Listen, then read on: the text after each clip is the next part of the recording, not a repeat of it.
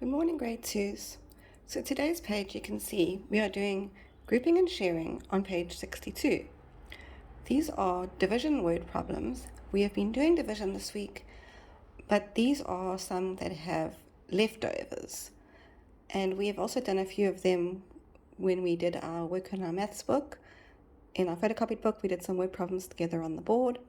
These are just larger numbers, and you'll see we may need to draw some pictures to solve them because some of them are counting in numbers we haven't done for counting.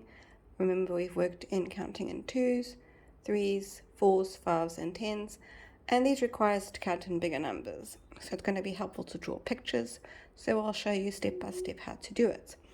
Right, you're going to go ahead and write the date, the 3rd of August, your heading, Platinum page 62, and heading, grouping and sharing.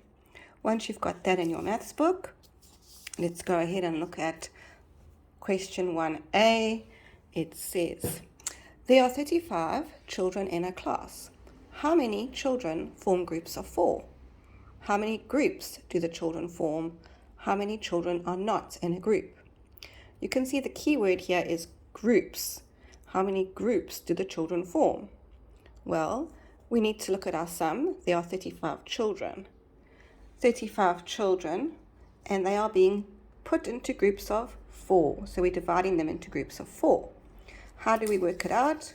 We can count in 4s until we get to 35, or we can draw 35 children and draw groups of 4.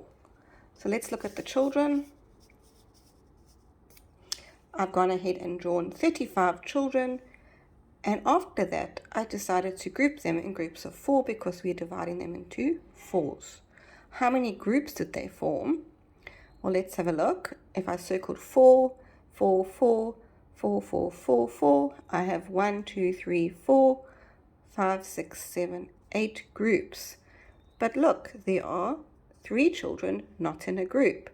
But our question did say, how many children are not in a group?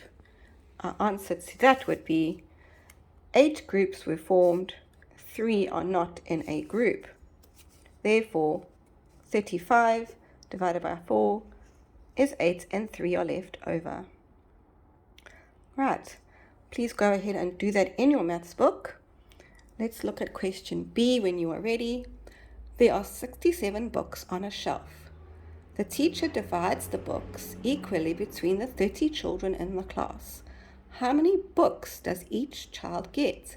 And how many books are left over? Alright, the question is asking us about books. You can see the orange word says books, and there are 67 books, and there are 30 children. Those are the numbers for our sum. So we go ahead and write them down. 67 books divided by 30 children. How many will they each get? Short way is to count in 30s until 67. But since we haven't done counting in 30s, and that's a large number, let's go ahead and draw 30 children and share the books and give each one book. That would be 30 books. And carry on giving them books. That would be 60 books. Right, so there's the 30 children. If I give them each a book, one book first, and I give them all, I've given 30 books out because there's 30 children.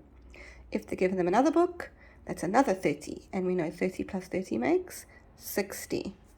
All right, so once I've done that, I'm like, 60 is very close to 67. Would I have enough to give each of the 30 children another book? No, because there's only 7 left. 67 books minus the 60 I've given out gives me 7 left.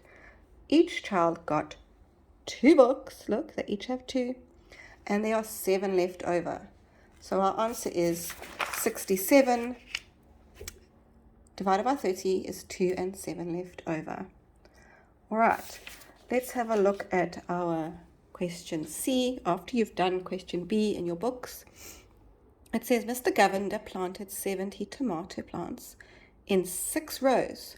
How many plants were there in each row? How many plants were left over? All right, keyword is plants. 70 is our number, and 6. We're going to have 70 tomato plants and 6 rows. So let's have a look at that. 70 tomato plants divided by 6 rows. Count in sixes until 70. But we haven't counted in sixes much before, so we are going to draw it. And also because we know there's going to be leftovers, you can't count in 60s until exactly 70. So draw 6 rows and add plants until you have equal rows to 70, or the closest before you get to 70. So I went ahead and I drew 1, 2, 3, 4, 5, 6, because I know I have 6 rows, and I started adding plants. 1, 2, 3, 4, 5, 6, 7, 8, 9, 10, 11, 12, 13, 14, 15, 16, 17, 18, 19, 20, 21, 22, 23, 24. I keep adding plants until I got to 68, which was the closest I can get to 70. And then I drew my 69 and 70 over there. Those are my 2 left. They can't go in a row at all. So if I count how many in each row, 1, 2, 3, 4, 5, 6, 7, 8, 9, 10, 11. Each row has 11 because I shared them equally. And there are 2 left that didn't go in a row. So 70 minus 68 gives me my 2 left, or I just drew my 2 left there. Right. Let's look at question D. A railway company has 68 wagons for its trains. The wagons are shared equally between the 6 trains. How many wagons will each train have? And how many wagons will be left over? Right, that's a very long train in the picture. So you're going to make some long trains. First of all, it says there are 6 trains and 68 wagons.